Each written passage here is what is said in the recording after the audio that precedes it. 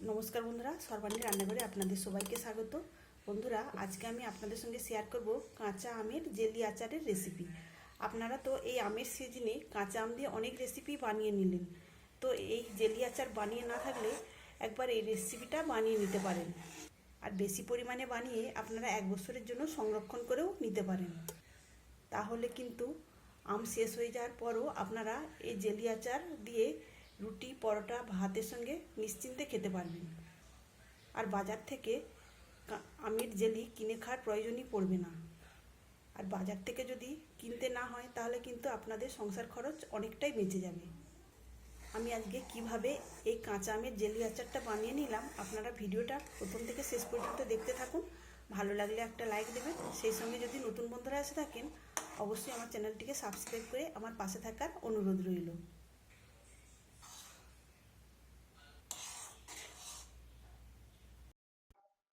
কাঁচা আমের জেলি আচার বানাতে চাইলে অবশ্যই নিতে হবে কাঁচা আম।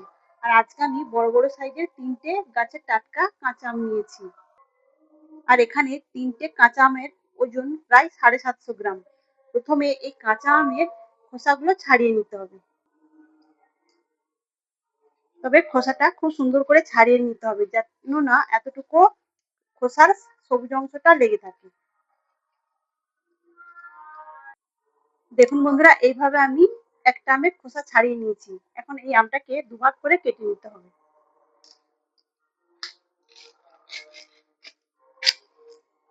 দুভাগ করে কেটে নেওয়ার পর এই আঁঠির অংশটা বাদ দিয়ে এটাকে লবণ জলে ডুবিয়ে রাখবো। আমি একটা বাটিতে জল নিয়েছি। এখন এর মধ্যে দিয়ে দেবো 1 চামচ লবণ। লবণটা জলের সঙ্গে ভালো করে মিশিয়ে নিতে হবে। এবার খোসা ছাড়িয়ে আমগুলো এই লবণ জলের মধ্যে ডুবিয়ে রাখবো 10 মিনিট। এখানে আমি 3টে আমেরই খোসা ছাড়িয়ে নিয়েছি। এখন এই লবণ জলের মধ্যে 10 মিনিট আমি এই আমগুলোকে ডুবিয়ে রাখবো।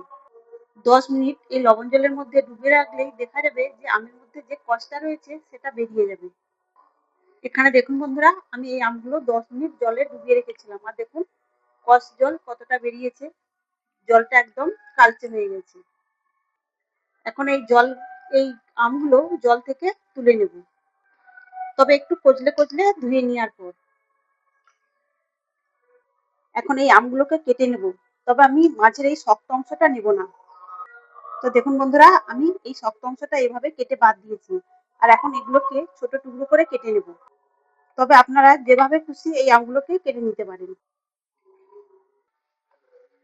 এখানে আমি সবকটা আম এইভাবে ছোট টুকরো করে কেটে নিয়েছি। আর আঁঠির যে শক্ত অংশটা এটা ফেলে দিতে হবে। এখন এই আমগুলোকে সেদ্ধ করে নিতে হবে। এখানে কড়ার মধ্যে আমি আম দিয়ে দিয়েছি সেদ্ধ করার জন্য। এবার দেব অল্প একটু জল। এখন ঢাকা চাপা দিয়ে আমটাকে খুব সুন্দর করে সেদ্ধ করে নেব। মিনিট 4 এইভাবে ঢাকা চাপা দিয়ে রাখলেই আমটা খুব সুন্দরভাবে সেদ্ধ হয়ে যাবে।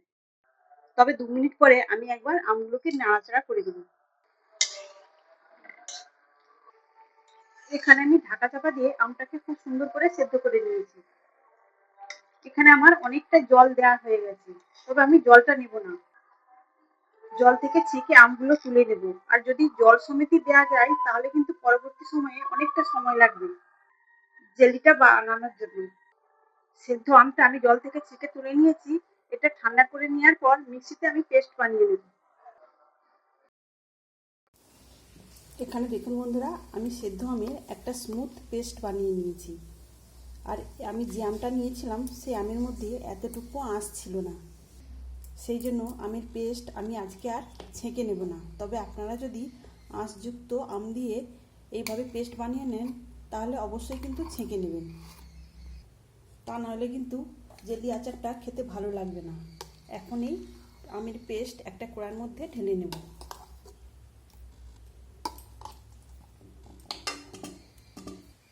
আজকে আমি 750 গ্রাম কাঁচা আম দিয়ে এই পেস্ট বানিয়ে নিয়েছি। এর জন্য আমি এখানে দেব 400 গ্রাম চিনি। এখন এবার এই কড়াইটা গ্যাস অন করে বসিয়ে দেব। কিছুক্ষণের মধ্যেই দেখা যাবে চিনিটা গলে গিয়ে অনেকটা পাতলা হয়ে গিয়েছে। আর বন্ধুরা, এই জেলি আচার বানিয়ে সংরক্ষণ করতে চাইলে চিনির পরিমাণটা কিন্তু কম দিলে হবে না। তাহলে কিন্তু দেখা যাবে কিছুদিনের মধ্যেই এই জেলির মধ্যে ছত্রাক তৈরি হয়ে যাবে। তখন কিন্তু বেশি দিন আচারটা রাখা যাবে না। তাই বলছি বন্ধুরা, এই আচার বানানোর সময় আপনারা অবশ্যই চিনিটা পরিমাণ অনুযায়ী দিয়ে দেবেন। 1 কেজি আমের জন্য অবশ্যই দিতে হবে 600 গ্রাম চিনি। যদি আম ভীষণ টক হয় তাহলে কিন্তু চিনির পরিমাণটা আপনারা আরও বাড়িয়ে দিতে পারেন। আজকে আমি এই জেলি আচারটা কোনো রকম হলুদ কিংবা ফ্রুটস কালার ব্যবহার করব না। আপনারা চাইলে কিন্তু ফ্রুটস কালার কিংবা হলুদ দিতে পারেন। দেখুন বন্ধুরা, এখানে চিনিটা গলে গিয়ে অনেকটা পাতলা হয়ে গিয়েছে। তবে এটা পাতলা হয়ে গেলেও এই আচারটা তৈরি হতে খুব বেশি সময় লাগবে না। এখন আমি দিয়ে দেবো পরিমাণ মতো লবণ। তবে আম যদি ভীষণ টক হয় তাহলে কিন্তু লবণের পরিমাণটা একটু বেশি দিতে হবে। তো দেখুন বন্ধুরা, কিছুক্ষণের মধ্যেই এই আচারটা অনেকটাই ঘন হয়ে এসেছে। তবে এই সময় অনবরত নাড়াচাড়া করতে হবে, তা নইলে কিন্তু তলার দিকটাতে পুড়ে যাবে, তখন কিন্তু আচারটা ভালো হবে না। আর এই সময় একটু দূরে দাঁড়িয়ে এইভাবে নাড়াচাড়া করতে হবে, তা নইলে কিন্তু ছিটকে গায়ে পড়ে যাবে, তখন কিন্তু গায়ে ফসকা পড়ে যাবে। তাই বলছি বন্ধুরা, এই সময় একটু সাবধানে এটাকে নাড়াচাড়া করে নিতে হবে। এই জেলি আচারটা সুন্দর ফ্লেভারের জন্য এর মধ্যে আমি দিয়ে দিলাম এলাচের গুঁড়ো। এখানে 3টে এলাচের দানাকে আমি গুঁড়ো করে নিয়েছি, সেটাই আমি এর মধ্যে দিয়ে দিলাম। তবে আপনারা চাইলে নাও দিতে পারেন। এই সময়ে আপনারা এই কাঁচা আম দিয়ে বেশি পরিমাণে এই জেলি আচারটা বানিয়ে রাখতে পারেন, তাহলে কিন্তু 1 বছর পর্যন্ত আপনারা রুটি, পরোটা, এমনকি ভাতের সঙ্গেও খেতে পারবেন।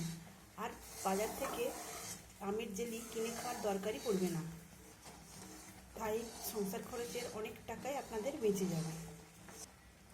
আমি কোনো রকমের কালার ব্যবহার করিনি, তাও দেখুন খুব সুন্দর একটা এর মধ্যে কালারও এসে গেছে, একদম স্বচ্ছ হয়ে গেছে।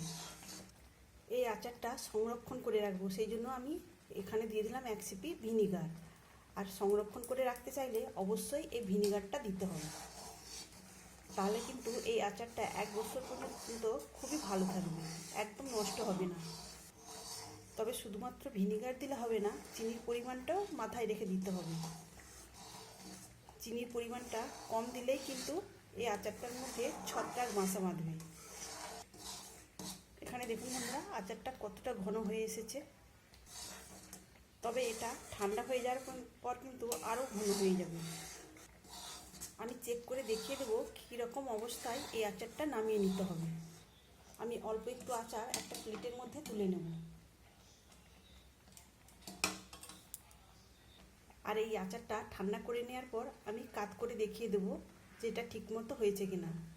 তো দেখুন বন্ধুরা, আমি এইভাবে কাত করে নিচ্ছি প্লেটটা, দেখছেন কত আস্তে এটা গড়িয়ে পড়ছে। তো আর একটু ফুটিয়ে নেব, আরও মিনিট 2 আমি এইভাবে নাড়াচাড়া করে এই আচারটাকে ফুটিয়ে নেব, তাহলে কিন্তু আমার সুন্দরভাবে আচারটা তৈরি হয়ে যাবে।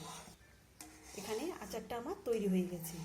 তাহলে বন্ধুরা, আপনারা কিন্তু অবশ্যই এই সময়ে বেশি পরিমাণে কাঁচা আম দিয়ে এই আচার বানিয়ে 1 বছরের জন্য সংরক্ষণ করে রেখে দেবেন, তাহলে কিন্তু আম শেষ হয়ে যাওয়ার পরও আপনারা ইচ্ছা খুশি খেতে পারবেন। তাহলে বন্ধুরা, আজকের এই জেলি আচারের রেসিপি আপনাদের কেমন লাগলো অবশ্যই কমেন্ট করে জানাবেন। আমার আচারটা একদম তৈরি হয়ে গেছে। এটাকে হালকা গরম থাকতে থাকতে আমি একটা কাঁচের শিশিতে ভরে নেব।